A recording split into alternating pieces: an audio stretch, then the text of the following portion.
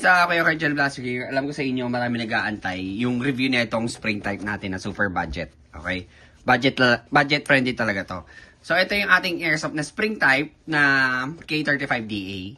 Okay? So if pag hindi niyo naman talaga kaya ng budget, go na kayo sa spring type para kahit paano may experience nyo. No? So ayan yung Colt na marami naghahanap. So full metal siya. Okay? Full metal body siya, guys. Okay? So kung familiar kayo sa mga pellet, guys, parang ganoon lang din to. Pero ang kinaibahan kasi nito is airsoft to, which means mas kumbaga mas progressive yung kanyang dating compared dun sa mga pellet. No? So sa construction din at the same time, mas maganda yung airsoft ng construction na spring type. Okay? So full metal unit siya with markings din. Ayan. May serration siya dito, which is dito mo kakasahan. Okay? So, sa site naman, usually, parang pang ano lang din, pang beginners din siya. Kumbaga, pang pellet beginners lang din yung kanyang itsura ng sights. Okay, so sa kanyang ano naman, may ano rin pala to guys, meron siyang safety din, ayan o. Diba? Saan ka pa? Anyway, pag kinasan nyo to, medyo matigas talaga, no? So, hindi ko lang sure, wala siya naglalaki, katulad dun sa mga gas-powered.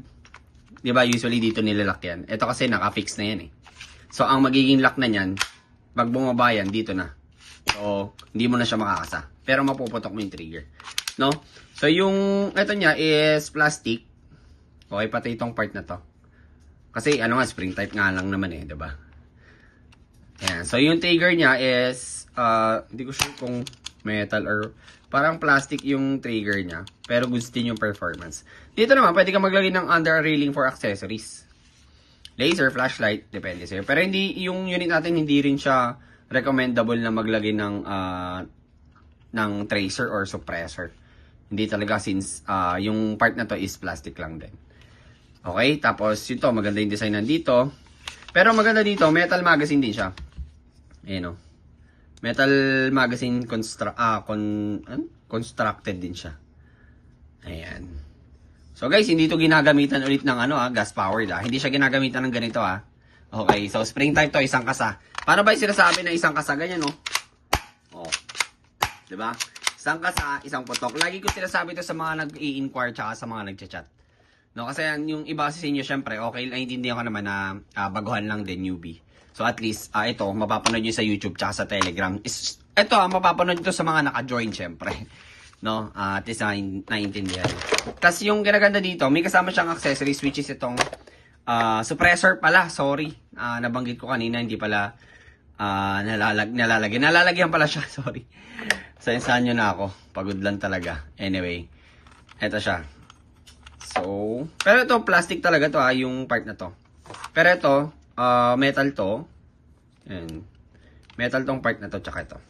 So, ang paglagay niyan, ganyan lang din. Okay, sa ikot nyo lang. Yan. So, ganito na yung tsura niya. Diba, gwapo? So, yung tunog nito, makukumpara nyo kanina. Medyo mas tahimik lang since sa suppressor. Unlike kanina. Okay? Ayan. So, yung dating niya, ganito na kagwapo. Diba? As you can see. Ayan. Anyway, available naman to guys sa ating Google Drive. So, if gusto nyong mag-order, mag-message lang po kayo sa Facebook page natin na Kuya Cargel Blaster. Nag-iisa lang yun guys. So make sure naka-follow lang din kayo sa ating mga social media account. Yan, sa TikTok, sa Facebook page. So make sure din naka-join din kayo sa Telegram channel. Okay, pati dun sa TikTok natin. May channel din tayo dun. Okay? So ito yung ating spring type na K35DA. Okay?